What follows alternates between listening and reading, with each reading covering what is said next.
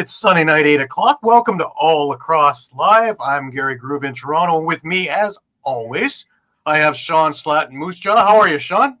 Doing pretty good. Thanks, Gary. I imagine that drive was pretty good going all the way back after that lovely win. Oh, yeah, I felt pretty good. I can only imagine. And I have Muffler Mike over in Connecticut. Mike, how are you? I'm good. Excellent. Man of 1,000 words, left them all upstairs. Oh, we had a great week, man. You know, most of us did anyway. Rock won again. Always fun when I can put that one in there. Sorry, Caden. Caden will be with us with the Wolves Den, and he's going to explain to us what the heck happened this time. Backup goalie, right, Shawn? Yeah, backup goalie. No face-off guy. Had 4 seconds of experience before this game in NLL stuff. 4 seconds. And 4 seconds. After a little bit of a trying first, he got himself together, and boy, did he get himself together. Once he settled down, he looked pretty good. I'd say he looked very good. But yeah, there's a few little things to talk about. Luckily, it doesn't seem to be a big injury to an asshole, lower body, but nothing that was overly concerning to the coaching staff. I actually saw him down at the tunnel after the game. He was limping, but didn't seem like it was anything too bad. All right. Well, before we get rolling, as always, just a reminder, everybody, all our shows are streamed live across Facebook, across Twitter, YouTube, Twitch, and also Instagram live. And let's put them live, shall we? There we go. And also remember to hit the subscribe, follow, and like buttons. As always, share. Let everybody know. Also, please enjoy all of our affiliates on the Stream Punk Network, which include the Pat Bernard Show, the Attacking Third, Steel Steps, Soccer and Football, post-game shows, pre-game shows, CFL shows, all kinds of other shows as well. Ken and Frank has made his way over to the network as well. And our NLL Lacrosse Talk show is also on his way over. We had one show, our inaugural show, back on Thursday, and it went over very, very well. If you missed a show, no worries. Grab all the shows on the YouTube stations, which includes Stream Punk Sports or at All Lacrosse all the time for any of our shows or interviews or press conferences, library of everything, as well as lots and lots of retro games. More upcoming, should be middle of February, and we'll have a few more games up there as well. Remember, you can stay up to date with all sports by visiting streampunkentertainment.com and get great articles from our huge staff of contributors. And just as we get going here, just a reminder that our show is brought to you by 60, more than just a number. 60 is Canada's newest and most exciting sports uniform and teamwear brand, delivering top quality uniforms and teamwear that reflects the spirit and identity of each team. Their commitment to innovation and excellence sets them apart, ensuring that every customer experiences the perfect blend of style and functionality. Unleash your greatness with 60. Also add Lax Talk 10 to your order for a 10% discount. 10% discount on your order. You can check them out at sweet_60 on Instagram, and which you can DM Jim with your order there. Remember to put Lax Talk 10 for 10% more off, or get a hold of Jim at info.sweet60@gmail.com. And again, on that order, put Lax Talk 10 for an extra 10% discount on your order. Now, again, I've stressed this before, is reasons to be with a Canadian company, other than its sheer excellent quality, is that if you were in the U.S., might as well take advantage of that strong U.S. dollar and get even more discount by going with a Canadian company. If you're in Canada, use that Canadian dollar for 100% of the Canadian dollar, as well as not getting killed with international shipping. So have a look at them. 60, the newest brand in Canada. Great quality, great apparel. Talk to Jim. All righty. Eduardo's with us. Eduardo, good to have you with us. Thank you so much for your articles. As always, we appreciate all your hard work. Well, guys, a few things. For all those want-to-be officials that know that they can do it from their armchair. Well, now we can put your money where your mouth is. There are officiating clinics getting going. Get the best seat in the house. 2025 officiating clinics. OntarioLacrosse.com/officiating, and you can sign up. Box officiating clinics. Here are all the locations. Everything from Mississauga to Orillia in Ontario. If you're looking for field clinics, you can go anywhere from Oakville to Orillia. Even women. All kinds of things. Whether you're new, returning, or returning as high-level officials, there is something for everyone. So go to OntarioLacrosse.com/officiating, sign up, and get your butt out of the chair. We know you're great at it, so let's see. And believe me, we would really appreciate it because the sport, we cannot have the games without the officials. I always wondered about that. You know, guys, officials aren't allowed to have a bad game. Players are. They had a bad night, an off night. No such thing as an off night for an official, is there? They get roasted. Absolutely barbecued. Players can make mistakes, but apparently officials can't, can they? Can't ever. Nope. And they have to be 100% perfect at all times as quickly as it's moving. So, yep. But we're not demanding, are we? Brian Cole is with us. Probably still got a bottle of champagne in his hands from the Eagles winning today by just a little margin of about 142 points. Fly, Eagles, fly. In 2 weeks' time, they'll be flying over to New Orleans. And, well, we'll bring out the old it's been a while since we've been with Edge of Philly. So there you go, guys. Let's see who they're going to face. Either way, it's going to be a great game. It's going to be a great weekend. That's going to be a great weekend anyways, because February 8th is Indigenous Night in Toronto. I got the Indigenous shirt ready already. Got Corbeil's jersey up there. And, you know, the next night is Super Bowl night. So it should be a super weekend. One other, thanks for playing along, guys. One other bit of news. I had the women from Australia, England, Europe, and Asia on the show on Thursday. What a great show it was. If you haven't seen it, it's on all across all the times YouTube page, as well as my personal YouTube page at Groob, Groob. Please give it a listen. It is fantastic. Chandel Oliver, one of the guests, asked me if I could promote this for her, and I said, of course. The Australian Box Lacrosse National Championships are approaching, and they are the 19th to the 23rd of February in Melbourne, Victoria. Megan Kinna of Canada is bringing a team over as well for this event. So if you can get over to the AustraliaLacrosse.com, I believe /OU or .au. If you Google Australia Lacrosse, you can get to the sites there and maybe stream some of these games, and a little bit of support would be great. They are fantastic players, both men and women, and the programs have been going on for 150 years. So really have a long lineage. So let's give them a bit of our support there, please. It would be awesome. Staying with the women's program, I want to play a little clip from the women from the show on Thursday, just a couple of minutes. And I asked the question of the difference between playing with that tennis racket, of course, the field stick for women, and moving into a box lacrosse stick. And here's just two of their replies. Emily Chong and Joyce Tong, both originally from Hong Kong. Emily is now playing with the England program. So let's just listen to their responses. So I'm a field goalie, but I played as a runner in box.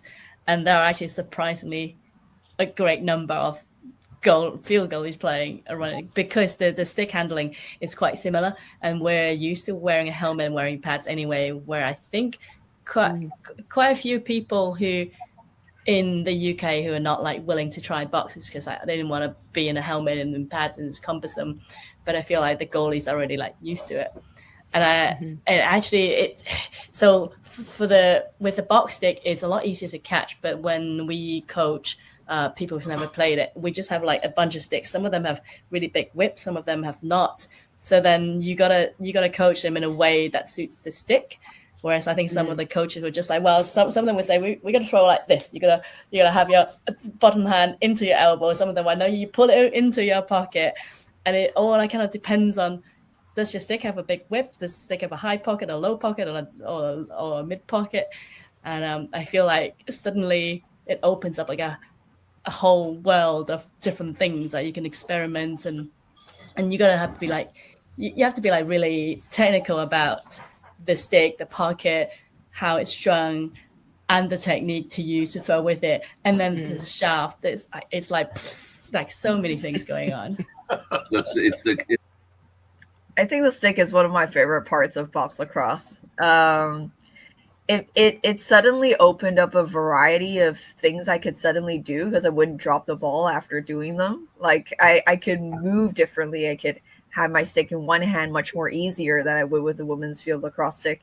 And it did really make me and a lot of teammates, I feel more powerful. We could shoot our ball in our full force of our power in a way that would be very difficult with the women's field lacrosse stick.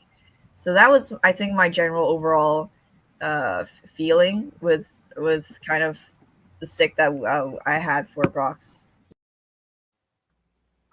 That was interesting, and a lot of them, it was fantastic. It was a great interview, and just their takes on everything. We talked about the worlds and about getting there, and we talked about she-box, and of course the girls from Hong Kong, the ladies from Hong Kong, they had a little bit of a problem. It was about a 20-hour flight to get over there by the time they got through everything and all the different layovers, stopovers, but their equipment and their clothing didn't make it there with them. So the lacrosse community, both men and women, got together and donated equipment so that they could play in this tournament. So they missed one game and they were able to play the other 4 or 5 games that they were able to play that week. And they were able to do it as well as go out and do some Prague shopping and get some clothes and things like that, and actually turned a negative into a positive. But once again, it showed in my eyes just how great a community we have and what sets us apart from every other sport at every other time is that the community, whenever there is an issue, pulls together to help one another. We can hate each other for 60 minutes on the floor, but if something big is going down, everybody gets together. And I love that about this community, both men and women. And we also talked about the mentorship and, Canada, US, Haudenosaunee, and the bond that has formed, especially with social media, is the friendships that have become all over the world now. So that with all these tournaments, everybody knows everybody and everybody is friends with everybody and everybody does things with everybody.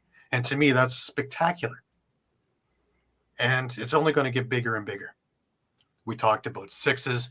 We talked about the Olympics coming up and the excitement. We even talked about the Olympics 4 years past when it'll be in Australia and the excitement there when Chandel was talking about Brisbane and things like that.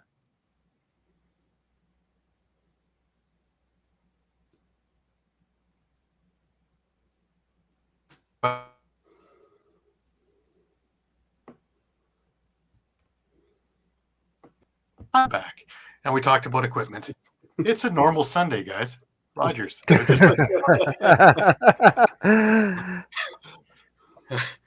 the dot hasn't come straight back, so if I go away, somebody pick it up. But like I said, we were talking about equipment, of course, and it's coming forward. And Michelle and our sponsor, Jim, have been chatting about jerseys. We found out that the Netherlands actually have that problem solved with women's cuts for jerseys, but the rest of them haven't. So Jim and Michelle are working together on that one. So lots of great things happening. And really, it was wonderful to talk with all of them about their experiences, getting there, being there, and from there, and looking forward. And a lot of them are spending a lot of time coaching and a lot of grassroots things. And all these programs are growing. And that's exciting because we're in something that's great and it's huge. And it's not just men anymore. We're talking about, equity, sports equity, which is what we've always been striving for. And as a business owner, isn't it stupid if you're only going to one side? when all this money is sitting over here and untapped? Would if you got business sense, wouldn't it be, holy smokes, that's all mine? All I got to do is, So let's hope that more. I know the Gates are working with U.S. Boxla about equipment for women, and once they get it going, that'd be great. But there's Bottom is also working with Michelle. They were talking a lot at the Worlds, so they've worked specifically with goalie equipment right now, and then they're going to work their way out from there. So a lot of great things going on. All right, over to the ALL, where of course we had a big week this week, guys, because we only had 3 games last week. They had 5 games this week, so pretty cool. But we start out on Friday, and we had the Steelhawks, the number 1 undefeated Steelhawks, going against the Timbermen. And Timbermen have had a great year so far. The last few have been kind of down years, but this year they seem to have put it all together, and they're actually number 2 in the power rankings right now. And Friday evening, Whitby and Peterborough, they came in, and lots of anticipation, lots of expectation, and the game didn't disappoint at all. Peterborough actually took it to the Steelhawks in the first quarter. They got up 5-3, but a 6-goal run by Whitby in the second changed the complexion of the game. Timbermen tried to overcome it with a 4-goal run in the third, but the Steelhawks were able to hold on. 4 different times Peterborough came within 1 goal, but Whitby was able to keep the lead the rest of the way en route to the 17-13 victory. Our 3 stars of that game were Devin Piper for Whitby, who had 2 goals and 9 assists. Liam Aston for Whitby, number 2, who had 3 goals and 2 assists. And Tate Catoni for Peterborough, who had 2 goals and 3 assists. Saturday, we had the Paris River Wolves and the Oshawa Outlaws in an absolute slobber knocker. This game had everything. It had hard hits, finesse goals, and, to boot, a dramatic finish. These teams just showed how much parity there was in the league. Although Oshawa drew first blood, a 4-goal run from Paris had them in control early. Outlaws came back with a run of their own to tie the game, and that's how it went all day long. With the game tied with under 4 minutes to go, Austin Bloomberg gave the Outlaws the lead at 11:15. Not to be outdone, Paris tied the game 15 seconds later, Matt Duncan converting a Coach Nakamura pass from in front. Let's cue the drama.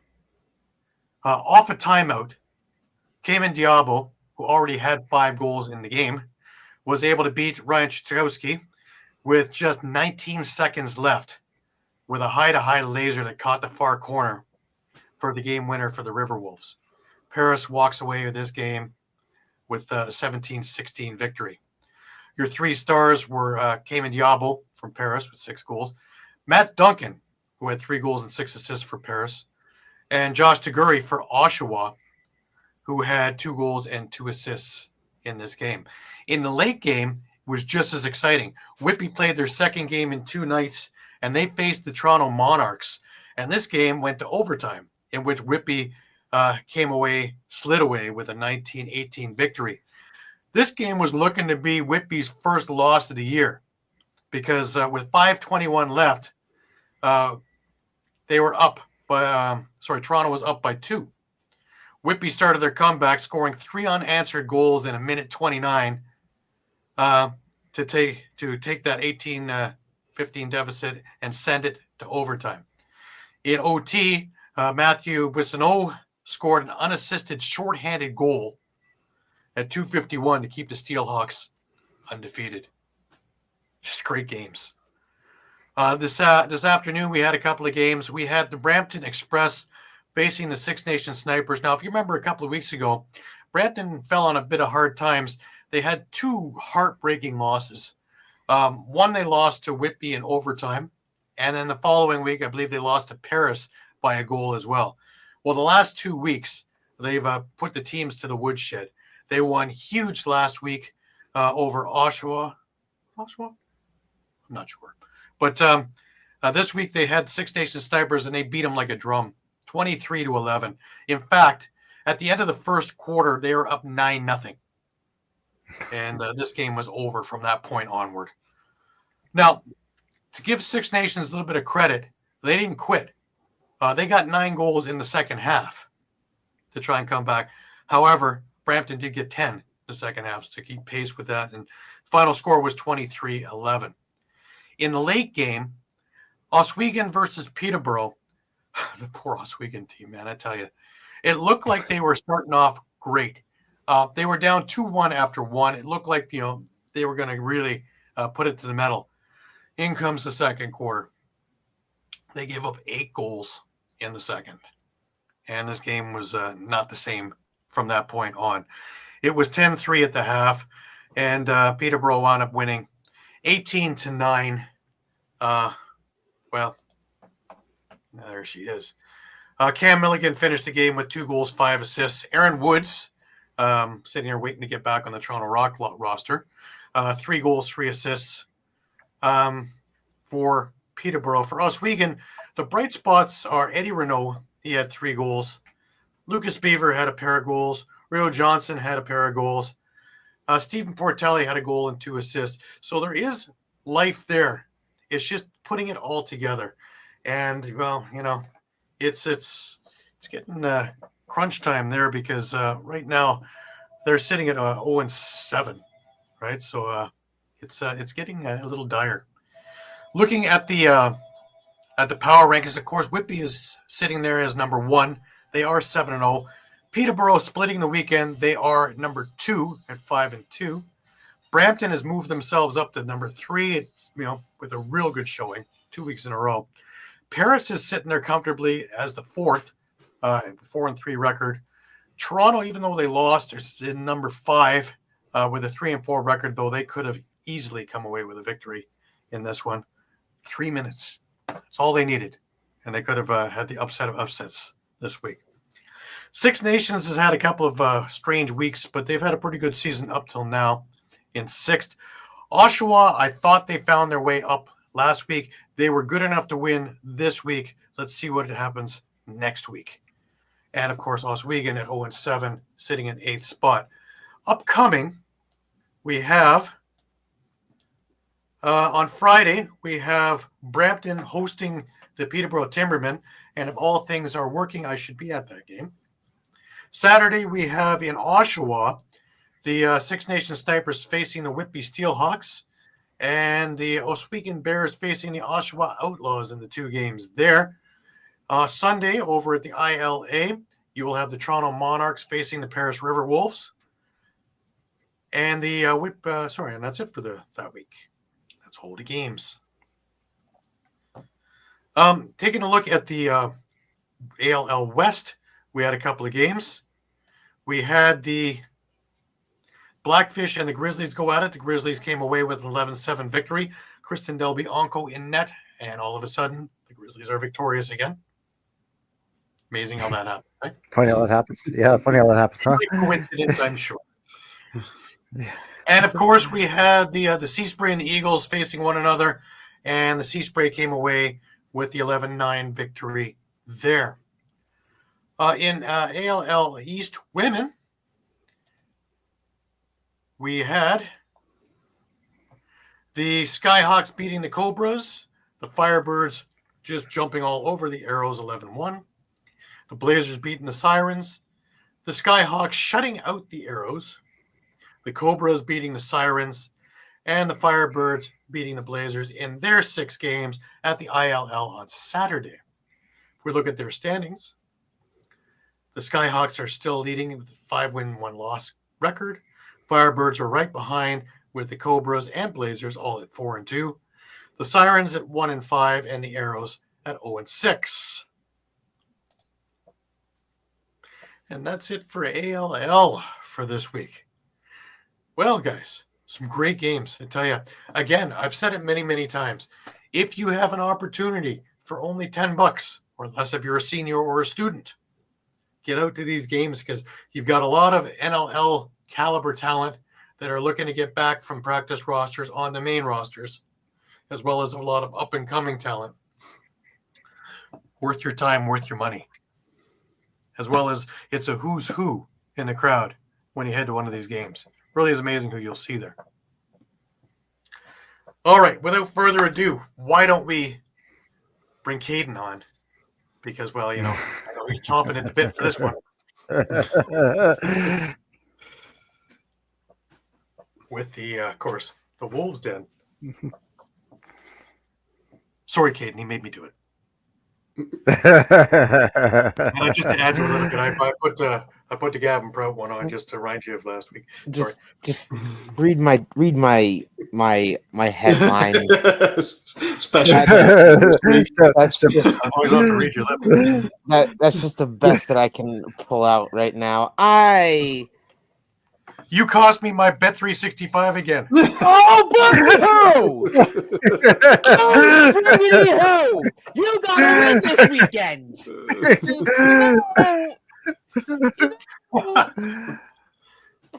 Oh, I love these guys. I really do. They've accepted me in to the locker room, which is amazing. They're fantastic. Everyone's fantastic.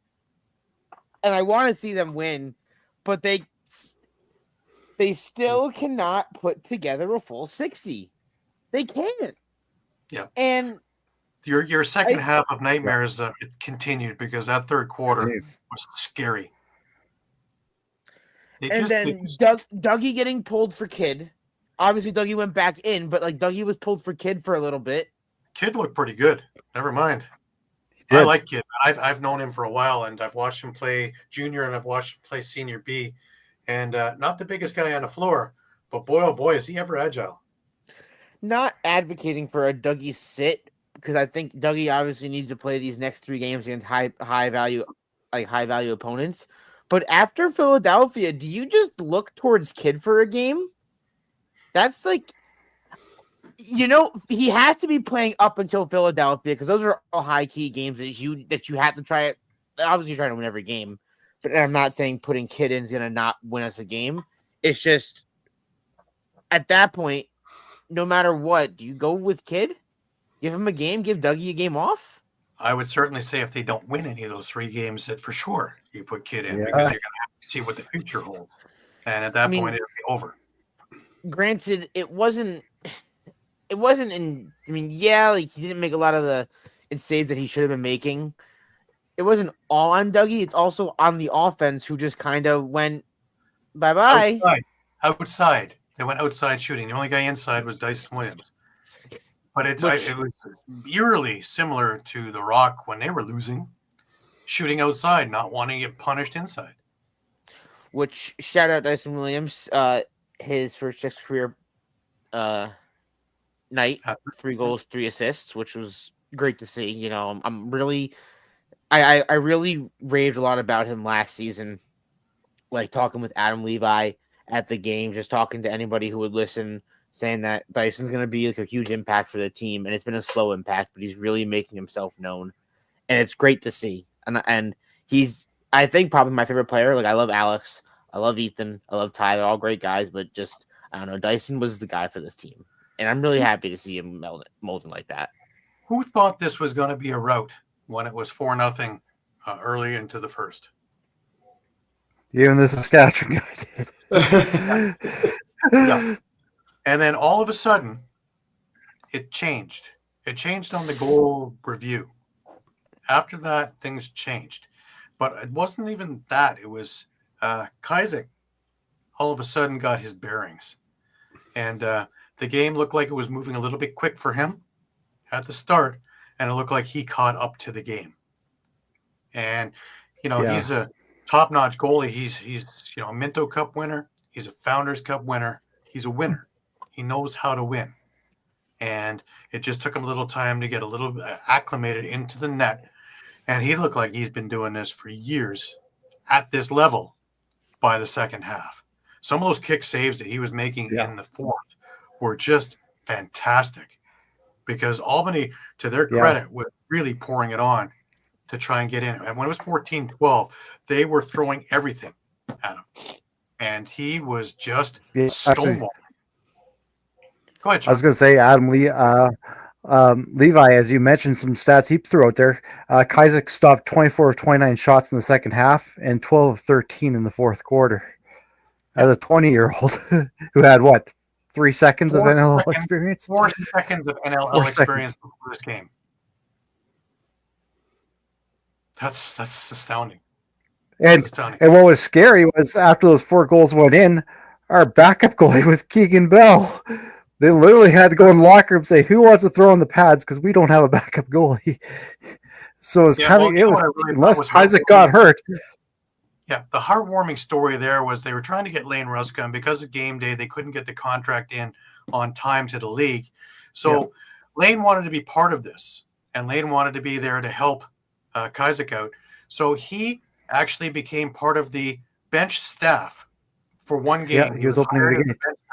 So he was opening and closing the gates, and he was the one at all the timeouts giving advice to Kostiuk. I love that. If there's ever a guy, there's a lot team through and through, that's Ruska.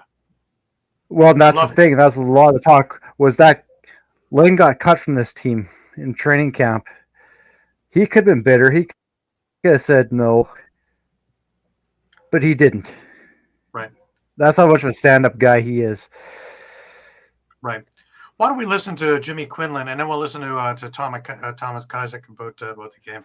Just, what was it like in the locker room after this game and being able to get back to the win column and performance like that? Yeah, I think the feeling was just, again, we kind of just said, like, we had to play desperate lacrosse. We had to play with urgency. We had to kind of be smart, aggressive, and obviously not the start we were looking for, but we just kind of stayed the course. And, Thomas got better as the game got on, and all of a sudden he starts making save after save in the fourth quarter, and the fellas just fed off it. So, one passenger, and that's what we kind of said last week, is we had a few players that, and they admitted they needed to be better, and so that was nice to see that we got kind of everyone rowing the same direction in the boat. From your perspective, what was the week like just with Frank and seeing who's going to be starting here tonight and just setting that in motion? Yeah, a little bit chaotic. This league is such a tough league. It's just awful when you lose, and so it's a long week, and you got to go through the film, and you got to prepare, and you kind of don't know who's be there. Frank kind of said if the kid comes, he'll be here Saturday, and so a lot of, again, we gave Thomas the heads up that he might be in, and just a character win and just real gutsy. Coaching staff, you got it. Willie is playing through his first start. What's the approach like with somebody like Willie is his first start? Yeah, Thomas is a real confident kid, and so the first time I think he stepped on the floor with us, he was right in guys' ears that they couldn't score on him, and so he's got a good moxie to him, and we knew he would settle in. I think just the pace of the game, having not played, I think was a little fast for him, but you could start to see that he started to anticipate things and see things and trust his game, and so for us, it's just really, what do you need from us? And he said he was real good. He said, I asked him, I said, "Do you need anything?" I said, "It's just a game." And he goes, "Yeah, I've played a lot of games before. It's just another one." And so he's just got a great head on his shoulders, and works at it. The guys love him. He's never not in the net, not taking shots. We actually got to get him off the floor a lot of times, and so it was nice to see him rewarded. A little shaky start, but they battled for me, and I just tried to match their energy, and it ended up in our favor, so I'm happy for that. But yeah. It was a tough start for yourself and the team going down 4-0. How were you able to respond so quickly tonight, and especially that fourth quarter, how dialed in you were there? I think just taking a deep breath after every shot, resetting, and just focusing on what's next, and not like thinking about the past. I can't change what happened 10 seconds ago, having a short memory, and looking forward to the next play. And I feel like that's what we did, and just one step forward. Since coming to the Rush organization, being drafted, what's the journey been like to get to this moment for you? It's been a lot. It's awesome. I'm so grateful for everything. The travel's been amazing, and the teammates, and just the organization as a whole, coaching staff, and everyone has just been nothing but excellent, and I love it here. Super happy about it. When did you find out you're getting the start, just everything with Frankie and get ready for tonight's game? It was kind of like Wednesday afternoon. Frankie shot me a text, but I wasn't like super confirmed on it. But kind of Kirky called me, and I just talked with him throughout the week. And yeah, I mean, just another week, same preparation, but I feel like it all just came together and it was really special and surreal in a way. But yeah, super happy about it all. At the start of the game, were there any nerves at all that might have contributed to them getting the 4 goals there? Because it has to be nerves. Yeah, I was trying to say that like I didn't have nerves at all. I kept telling myself that, but I 100% did. And yeah, I mean, trying to get to the first TV timeout is obviously the goal every time. Take it 5 minutes at a time, and it was a little slow on my half. And I mean, we all kind of had to do a little bit of adjusting and figuring out, but quick response, and our coaches prepare really well for that, and we just made a great in-game adjustment and responded. Because at what point in time did it feel like a normal game for you again? I feel like in the first period, I had moments of that, and really in the fourth quarter, I feel like after we killed one of the penalties, I feel like we were just so locked in. I mean, I feel like I let in a few crappy goals here and there, and I mean, that happens, but just gotta look past it and look forward to what's next. How cool is it to, I know there's different goals, but you still won your first game. How cool is that to have that with you for the rest of your life? Yeah, I'm super happy about it. I mean, like I mentioned earlier, so many people have gotten me to this point in my life, and super happy to be able to get that win, not only for myself, but for all the people who've supported me along the way. He certainly speaks well beyond his years, doesn't he? Oh, yeah. Well. Great kid. Yeah. I want to point out. What's next here? Well, I want to point out that Cody Jansen back in October of 23 had his top 5 for the rush prospects, just for Saskatchewan in general, as Levi Anderson at 1, Ryan Barnable at 2, Thomas Kazak at 3, Clark Walter 4, and then Lane Ruska at 5, which is, obviously those two compete. The top 3 were huge instrumental parts in the Sask's win against Albany last night. Well, all they were to call Clark Walter had a hell of a game too. I think the only one who wasn't on the roster there, other than Lane, obviously, was Levi. Yeah.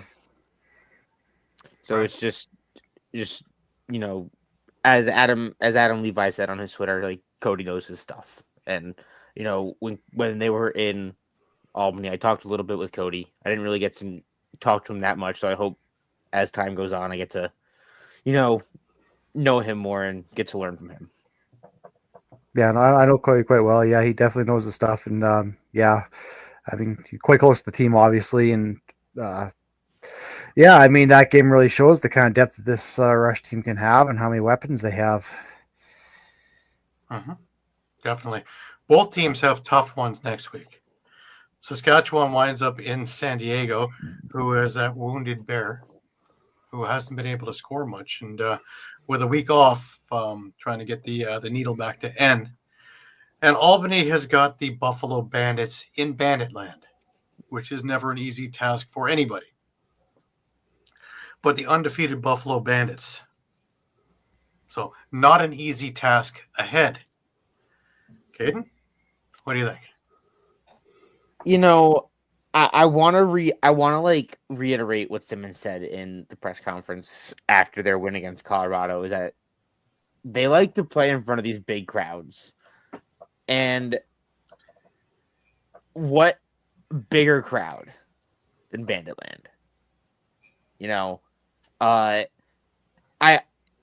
feel like, I'm going to say this, like I'm going to sound biased, and that's kind of the point, but also not the point. If anybody can pull this upset off, it'll be Albany. Looking like a team that really can't put it together, they'd certainly be the ones to put a full 60 together, especially against Buffalo, and just somehow pull it out. And obviously, I'm pulling for them. I have this gut feeling. I want this gut feeling to be real. I want this to be true. God, we're probably going to get annihilated, but have faith. It's all about faith. They, in Ted Lasso, they say it's the hope that kills you. Not here. It's the hope that keeps you alive. And I have hope against Buffalo. Gotta have something. I have something. Well, not they have a few injuries, Buffalo does now. They have a couple of injuries, but nothing of major substance, though. We have to put And up that's the together. type of team you just cannot have those lapses because they will make you pay. They can't do that because it was 17-13 in that game. It would be 20-25 if Buffalo was in control of that game like that. They would have easily killed us. They have to pick it up, tighten it up, and play a full 60 if they have a sniffing chance at beating Buffalo. Absolutely, without a doubt. And, we talk about power plays. You want to connect on all your power plays, but it seems like don't score in the power play, win the game. So let's not have a power. Let's not, score in the power play. Let's see how that works. We seem to score more when we're shorthanded than we do when we're on the power play. So let's go shorthanded more. Let's see how that works out. This time around, you went 0 for 2 on the power play, and you gave Saskatchewan 4 power play goals. There's a difference. And Saskatchewan's power play has not been good all year. Buffalo would make us really pay more. So Buffalo would, they would go 5 for 5 as well. But also, face off with the injury, Albany controlled the dot. It was 25-8. There were a lot of great things here. It just the third quarter just fell apart, and then all of a sudden you caught Matt Vince in net for Saskatchewan. 20-year-old Matt Vince. 20-year-old Matt Vince. When did he get there? It sure looked good. Hold on. I did not agree to this. I did not agree. I didn't agree to that. That's not cool at all. It's funny. Both our teams are 2 and 5, yet I'm enthusiastic about it, and you're not. It's crazy. After a little contrast there. After the Vegas game, I thought the same thing. I'm like, man, it's crazy how we're both 1 and 4, and it's just drastic differences in the locker room. Like, yeah, they're 1 and 4, but they just won their first game and they're ecstatic. And Albany's 1 and 4, and they were in the finals last year. But something else that Alex said that I was thinking about before coming on today is that he wants to reiterate that there is still a young team. So obviously there's going to be like growing pains and mistakes. And a lot of this team's core is, primarily set. Obviously Dyson, Alex, Ty, Ethan,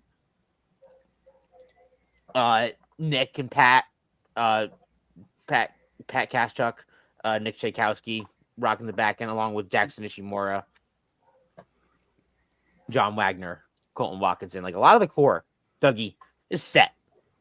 And it's just those molding together, growing pains type of thing. I don't think there should be anything drastic that happens.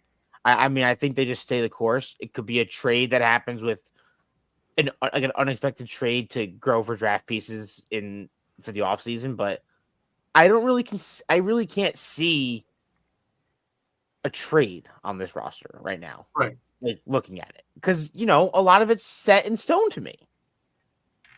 And I want to go into Albany stats for the game. Ty Kurtz, 6 points, 1 goal, 5 assists. He continues to be an assist master. It's just another week full of assists. Alex Simmons, 2 goals, 5 assists for 7 points. He continues to lead Albany. Does what he does. I mean, he is like when they need an offensive threat. If they're not going to Ty, they're going to Alex. And like, in my opinion, 75% of the time they seem to be going to Alex.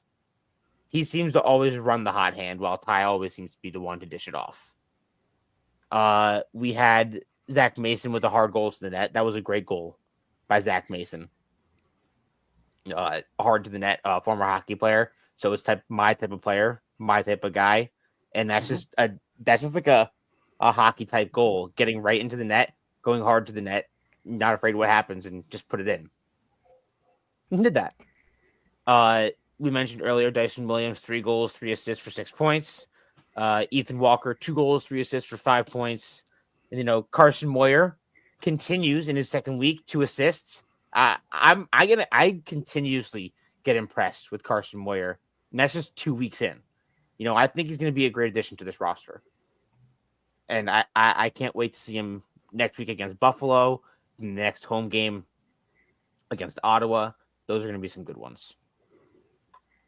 Then rounding out 2 goals for Sam Firth, and there was a goal and 2 assists for John Piatelli there. Dougie, 15 saves, or 15 goals with 37 saves, while Kidd made 4 saves in 5 minutes. So,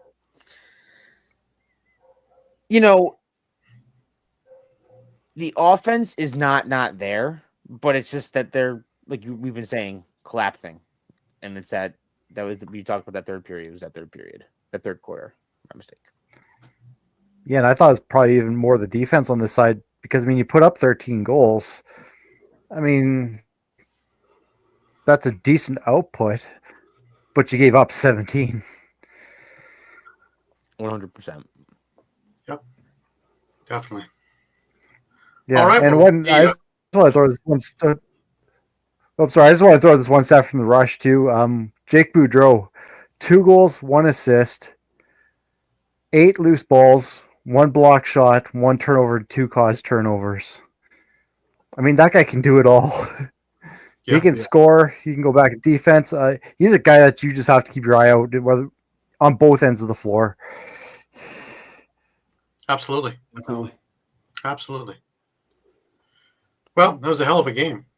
It was a great way to kick to top off the weekend. Well, let's see. Yeah. Let's see what Albany has in store. Let's see what Saskatchewan can muster up against the Seals.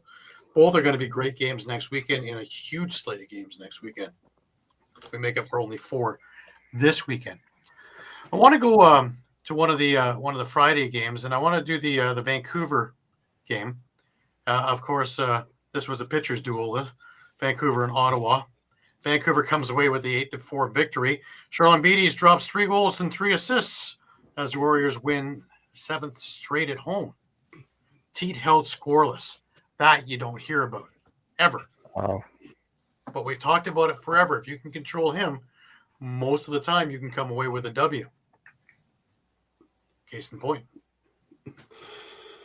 Yeah, and they the Ottawa offense, all they got was a pair of goals from Connor Kiernan and a pair of goals from Eric Fennell.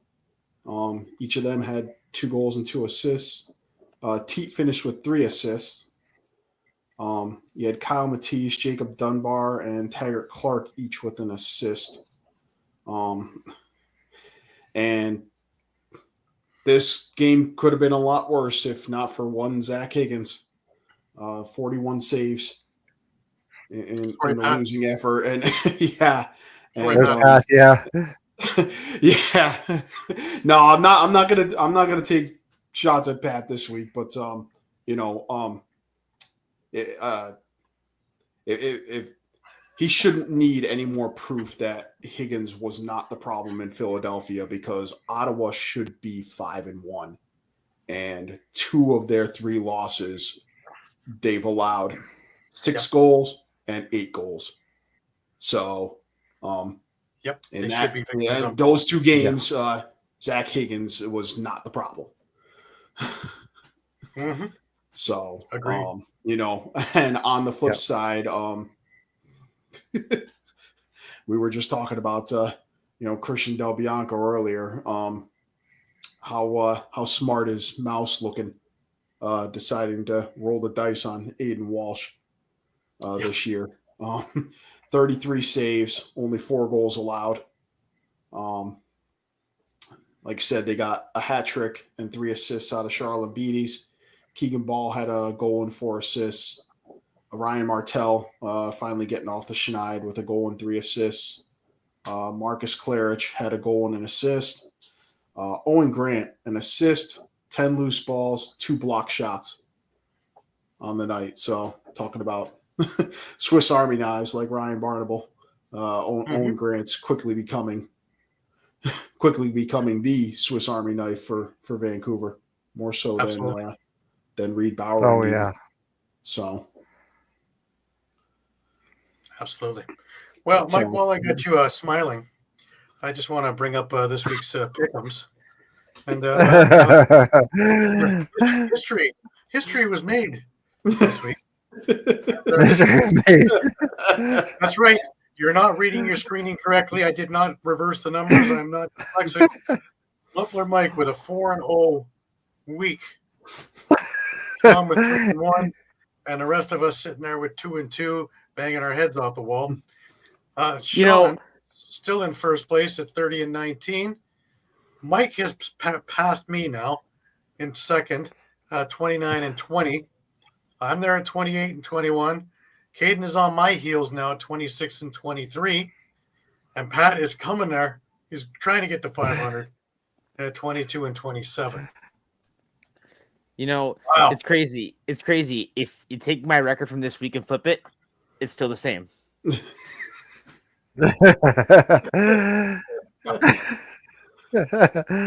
I'm going for you, Mike. I'm coming for you, Gary. I'm going for a perfect week this week. I'd be happy to over 500 right now. The last 2 weeks have been not so great. I had a couple of great weeks, which just jettisoned me up there, and then right back to mediocrity. That seems to be my strong suit. I keep taking Albany. So do I. Yeah, there's your mistake. I paid for Ottawa. But also, Bet on the rush, man. Bet on the rush. Want to shout out Eric Fennell. Already more goals in, I think it's been 2 games now with Ottawa than he has in Albany. So it was just a system that wasn't working out for him. I'm just glad to see him thriving over there. Like I was telling you guys before, that I really want to see him thrive in Ottawa. And I'm glad that he's producing already. 2 goals, 2 assists, 4 points for 7 shots, 2 loose balls, and 4 turnovers, which isn't the best on turnovers, but not the worst in the team. That's all that matters. Right. Well, that brings us over to Toronto and Calgary. Well, this was a game where everything went right for the Rock and nothing went right for Calgary, right from the beginning. Because with the Rock, they jumped out quickly and they stayed up. And a 5-1 first quarter basically set the tone for this game. But it's funny because all things being said, the one thing that didn't work well for Toronto, of course, discipline, taking dumb penalties. Calgary went 3 for 4 on the power play. Toronto went 0 for 1. If this was a much tighter game, this would be the differential again. And so they have to tighten that up. Nick Rose looked great in net. Faced 46 shots, made 37 saves. Rock peppered 50 shots on, Cam McLeod at all. And Colby Bowman spent a bit of time in net as well, 25 minutes, in fact. And he only gave up 2 goals on 13 saves on 15 shots. So he looked pretty good. But for the Rock, they played a much more physical game. They manhandled a big Calgary team. And they were able to get goals. Everybody on their offense scored. Everybody. And Chris Boucher had a couple. Tom Schreiber again with a few in there as well. But also having Latrell Harris back was big because he was taking shifts, staying out on offense, getting there in transition, banging bodies on defense. So having him and Challen Rogers back in the back end, no wonder they're that much better. Having Challen Rogers, Latrell Harris, having guys like that, as well as Tom Schreiber going forward on the offense, well, no wonder that works well too. But it's all the other pieces that are in there as well that are doing their thing now. Josh Dawick, a goal and 5 assists in this game. Corey Small, a goal and 5 assists in this game. Chris Bucci, as mentioned, he had 3 goals. Dan Craig, 2 goals, 3 assists, who had been non-existent in the first couple of games. Schreiber, of course, 3 goals, 3 assists. Justin Martin had a goal and an assist. Beautiful transition goal. Timely. Challen Rogers had a timely transition goal. These all were pieces in the puzzle that helped. Now, a big shout out to Justin Nacio of Calgary, who matched TD Erlin face-off for face-off. They were tied 14-14 overall in this game. So, if anybody has any questions about how good he is on the dot, no more. Now, if we take away those power plays, Calgary really is toothless in this game. They really don't have a sniff. In the fourth quarter, they put together a 3-goal run, which was really their big foray, because in the fourth they had 5 of the 6 goals. But it was so far behind at that point. It was 13-4 when this happened that it really didn't make much of a difference. The last 2 goals coming in the last couple of minutes, where Toronto was basically on, we're not planning on getting hurt. Now, Dane Dobie was back in the lineup, and more or less they shut him down. Curtis Dixon had 6 points in this game, but he wasn't the force that he has been in other games. So kudos to the Rock defense on that. As for the big scores, Jesse King had a hat trick. Matthew Gauthier had a hat trick. But, overall, Toronto just outplayed Calgary. Let's hear from both of the coaches and what they had to say. We'll start with Matt Sawyer. All areas, I thought we were the better team start to finish. We wanted to go out there and push them around, and there's a lot of ways to do that, not only physically, but just with your play and battling for position and being committed to get over the top and underneath on offense. So real good outing for us. It seems like you guys are just starting to build momentum, and it certainly carried over here into tonight. Feel good about yourself when you win. You know what we went through for the first 5 games, but silver lining there is that we feel we've been playing pretty good here for 4 or 5 games. We didn't get the results in a few of them that we wanted, so we're approaching this 1 week at a time. That's it, and we said this week was tonight. We'll on to Colorado. Just talk about the job the offense did. Every offensive player scored tonight, and you got goals in transition. How great is that to have weapons all over the floor like that? Justin got us a big one in transition early, and challenge was timely. Tom led the way up there for sure. I haven't looked at the stat sheet. I'm sure Bucci had 2 or 3. Dan Craig played the same game that he's always played, but he gets rewarded with a few balls going in net. So, and then big Brian Cameron comes up with a couple for us. So lots of room for improvement, but we'll take this one tonight. Talk about the play of the defense and goaltender Nick Rose. Calgary was very limited tonight. They were big, they were physical, and Rosie was outstanding again. Yeah, when they got their opportunities, we had Nick there to make the stops, and we've always been led from our back end out. We feel we got some weapons up front too, and if we can, when we marry this all together, all 3 areas will be pretty good. Well, it says it all, really. It says it all. On to Colorado. Let's listen to Josh Sanderson on the other side of the coin. That's just not us there tonight. It's just our worst game of the season. We just didn't have the energy. So give Toronto credit. They have played us in probably every situation out there tonight. So for us, it'll just be about turning the page and getting ready for Ottawa next week. We just had so much more emotion last week against Georgia, and we're just real flat to start, and a lot of had to do with Toronto, and some of that had to do with us. When did the decision to switch up the goaltending come into play? Well, it wasn't even as much as the goaltending, as much as we weren't offensively, we were struggling, defensively, we were struggling. So it wasn't so much as about the goaltending, it was just trying to get a little spark or get a little switch. But we weren't beating anybody tonight the way we were playing.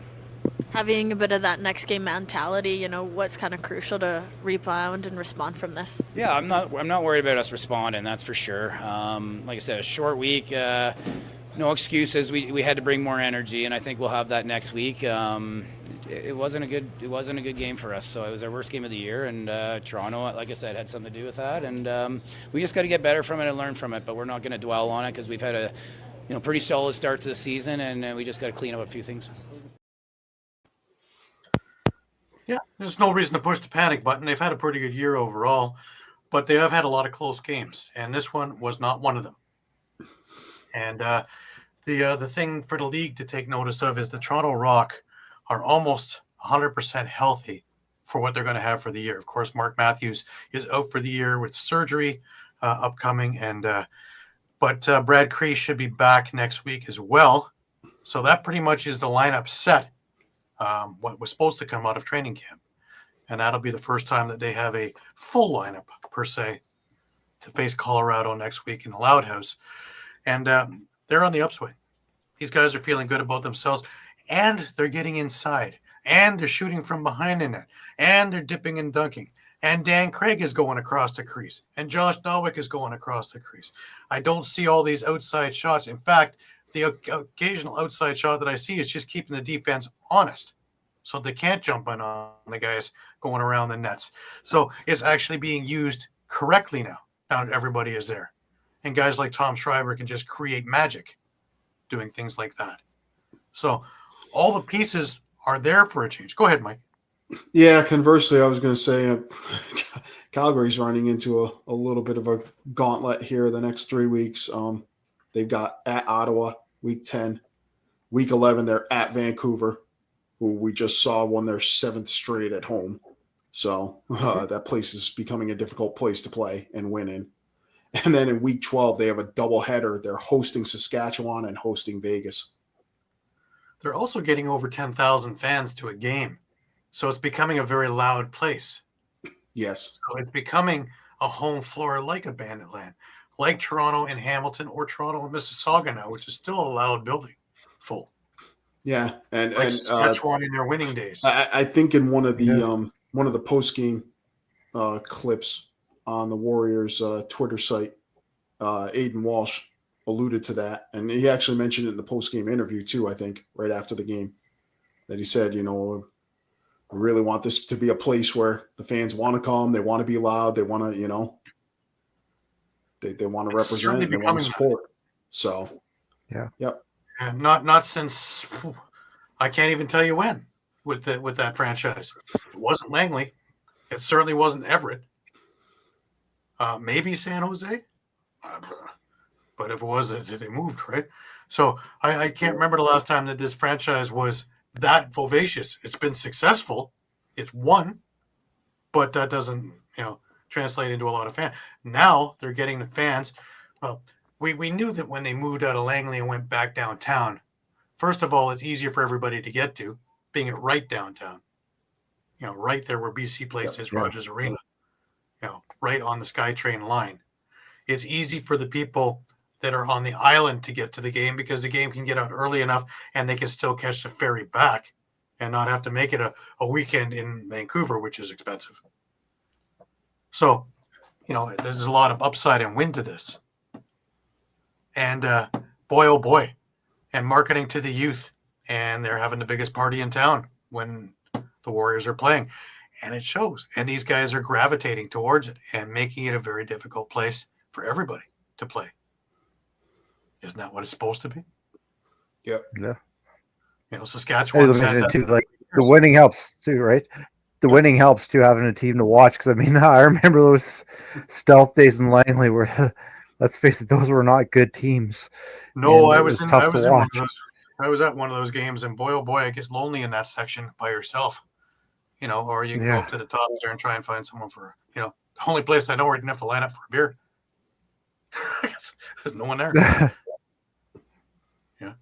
It's like going to summer ball in some of these places. Yeah.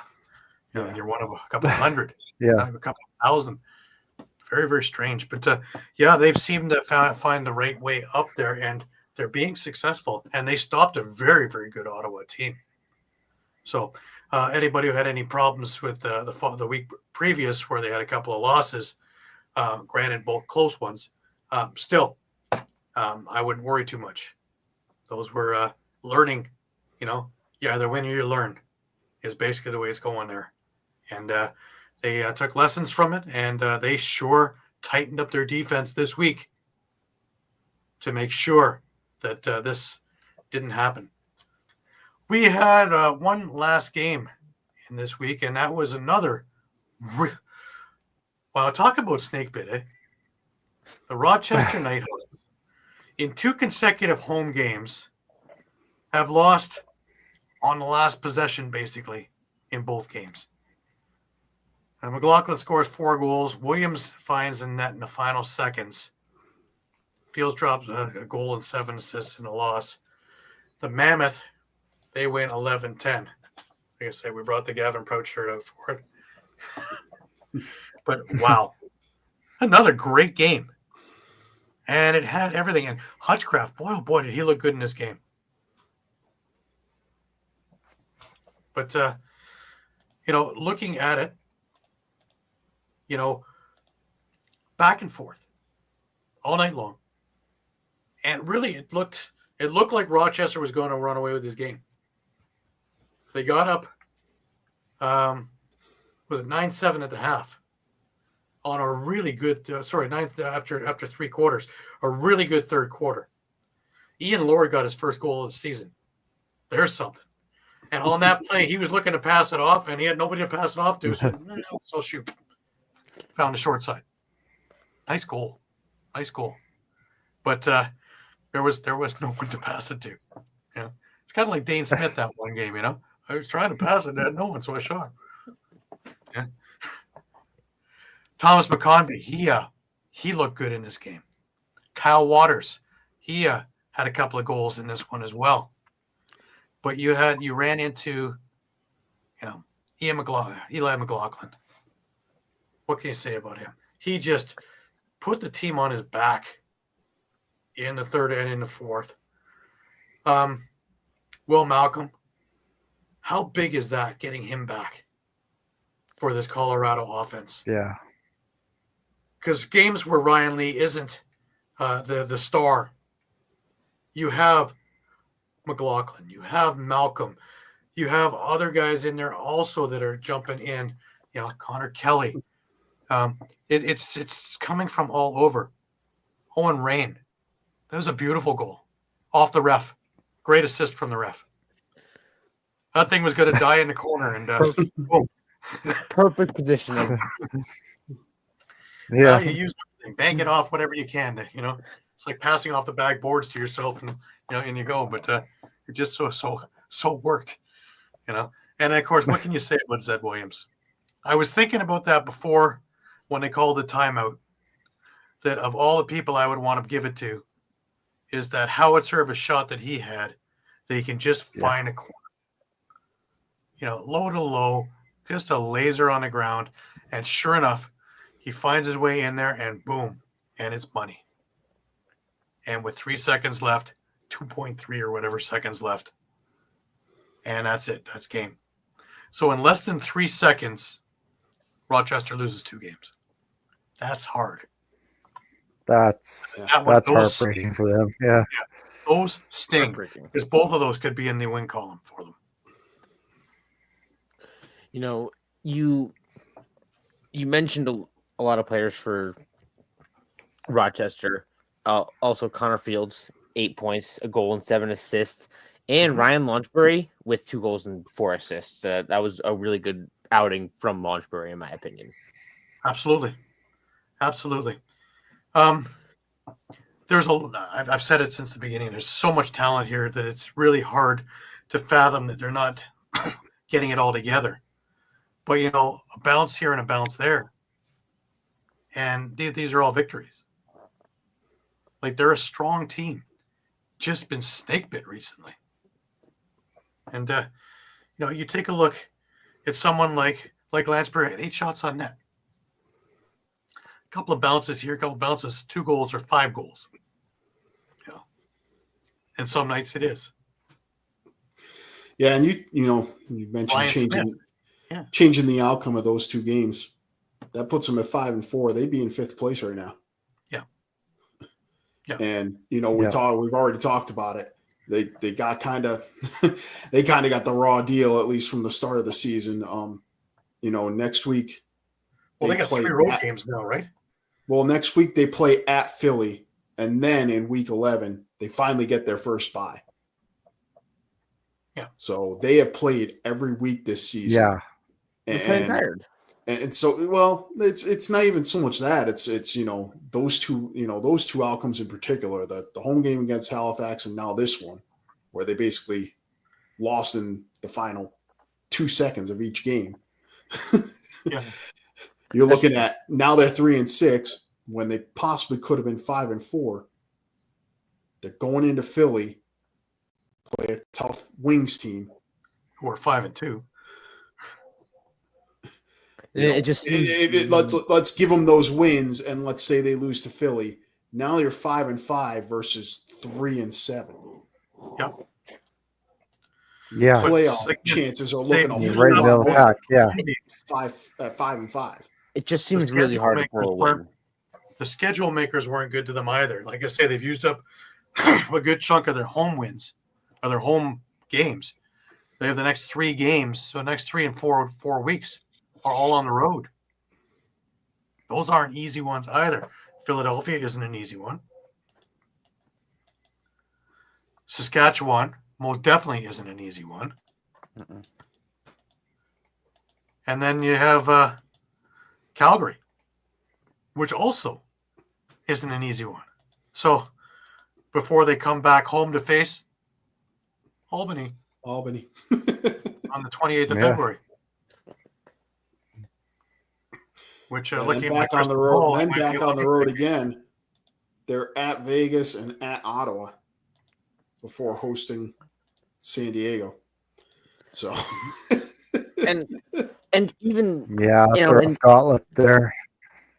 They don't face Toronto until April the 19th, I think, or the 18th. That's their last one, and then they have a home game against Ottawa in between there. So, I'm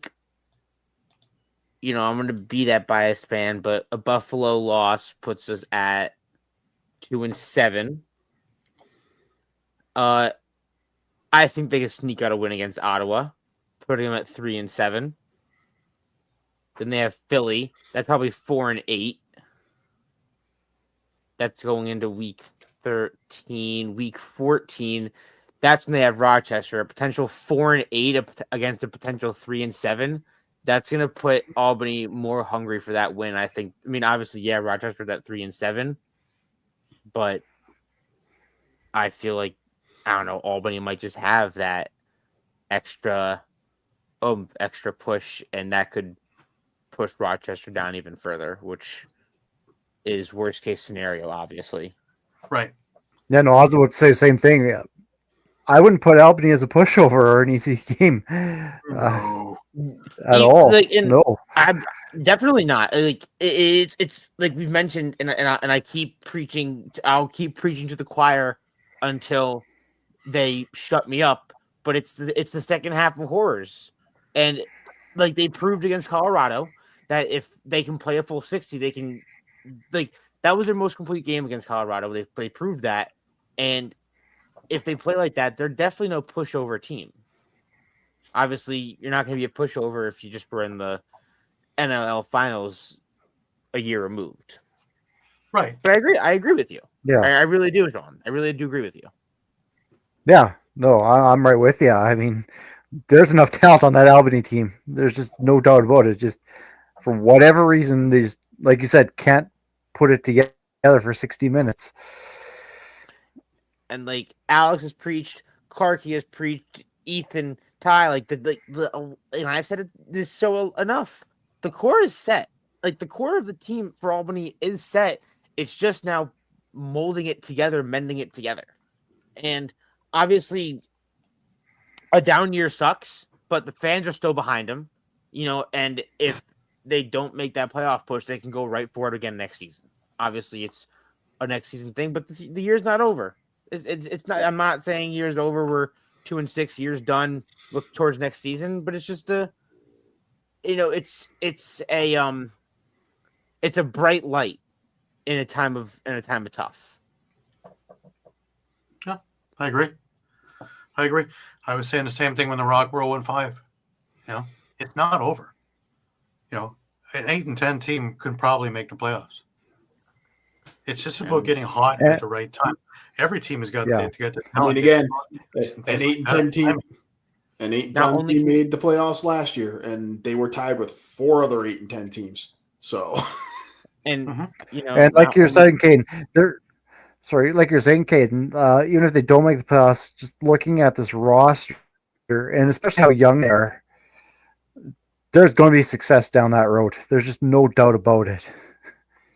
No, most definitely, and I agree with you, Tony. Like Tony calling it not calling it a down year, but there's a quality of Lax not fully there that they're playing, and it's like a lapse in judgment. It's a lapse in play. It's a fear of getting to the net. It's a lot of things that they did last season that they aren't doing this season. And you know, I want to laugh around and say the Nathan Grennan effect, but a lot of it also leads to injuries. Like being down Wagner, being down Nishimura, being down Watkinson does not help at all. No. Obviously, just adding Callum Crawford, but him being out the last 2 games also doesn't help. But you know, it's a mix and match on that one, I guess. It's like you give and you take, I guess. But like being down to 3 big pieces. And we saw that 2 years ago with Albany as well, right? When Nardella went down. Yeah. Mm-hmm.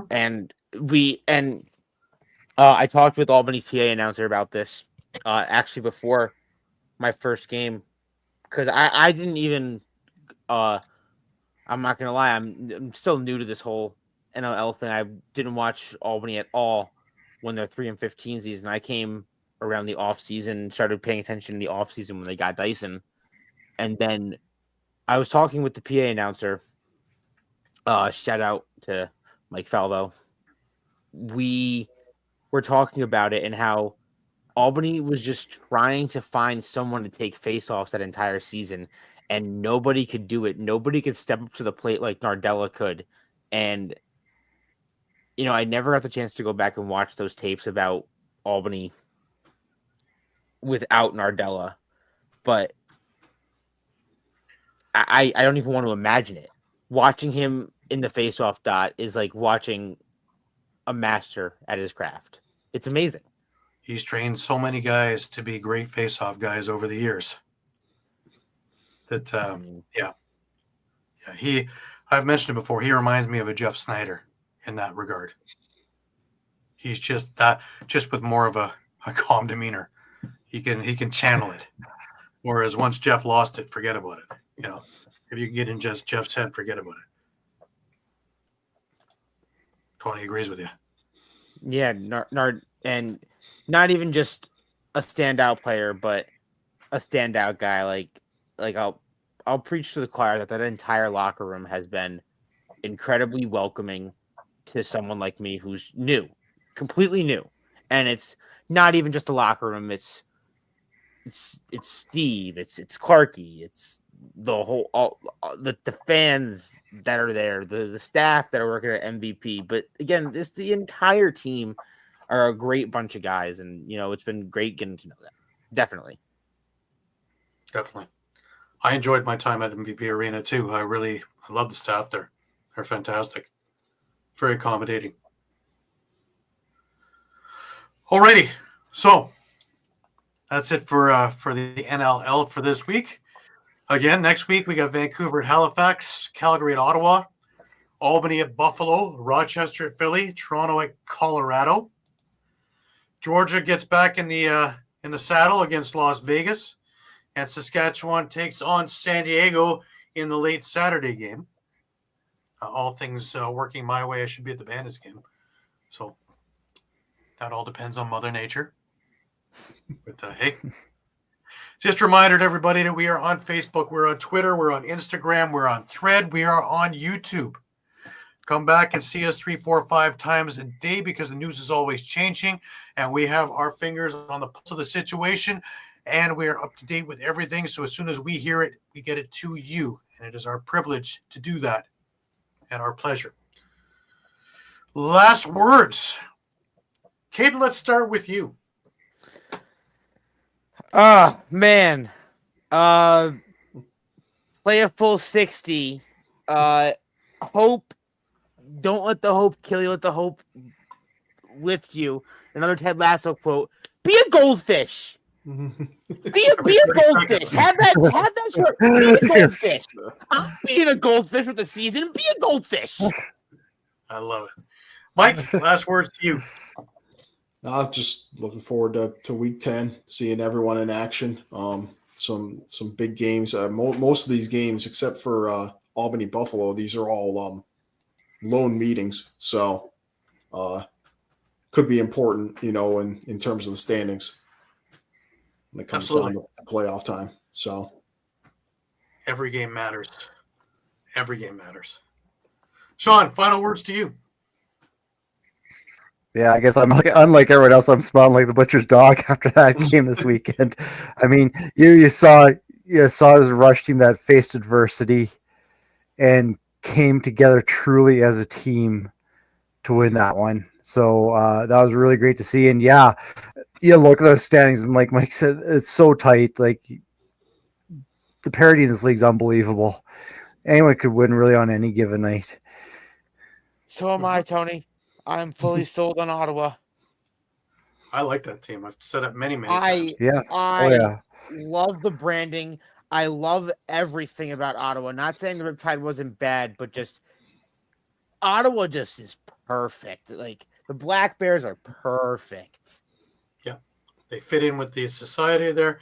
The fans have welcomed with open arms. The team has taken to it real well, and they're doing great. And it's great to see. My take, I can't wait for next week. There's so much lacrosse going on.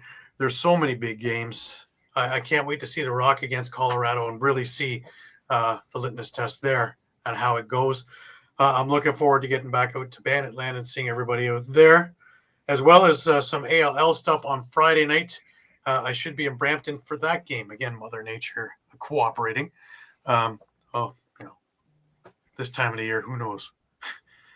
1 minute to the next, God only knows. But we're out of the tundra. I'll give it that. We're back to a balmy -5 now. So we're out in shorts and t-shirts. No more of this -25 with a wind chill that we experienced last week, and we can keep that in the prairies, Shawn. We're out of the -40. It was about -8 today now, so it's about -8 today. So it's better. I'll take that over the -40. All I know is the Saskatchewan came to town last week, and they brought the weather with them. And take it with you back. I'm hoping you just keep it there. It's finally starting to get up around here. A nice fat 20 degrees. So just I don't want 10 again. Keep it there. All I can say is every day without snow is one day closer to spring. That's all I'm living for right now. I got about 5 more weeks to March, and then we can start moving towards. It's almost March break. It's almost time to be above zero for the norm. I'm wintered out. I like winter. I hear none of it's beautiful. Really beautiful thing is just getting out on the pond and playing some hockey. We have arenas. I don't need a pond anymore. Yeah. We also could make ice. Because it's -40. Because it's -40, you play hockey for about 5 minutes and you're frozen. Like an ice cube. Maybe you should take a look at that old movie, Mystery Alaska. Oh, that's a great movie. Great movie. Yeah, but great I'm not playing at -25 or -30. There's a rink. There's a rink near me that's like under like an overpass, and it's awesome. I skated there a lot last year, and I'm hoping to stick in. Sounds like Rizzo Rink in Philadelphia. Where it rains on Monday, but it rains on the rink on Tuesday.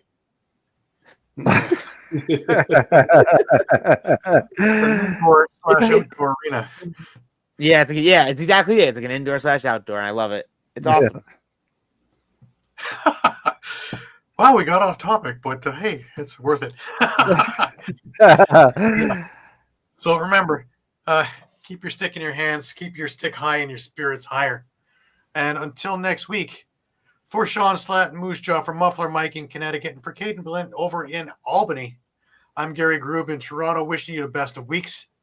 And until then, we shall see you next Sunday at 8 p.m. Have a great one.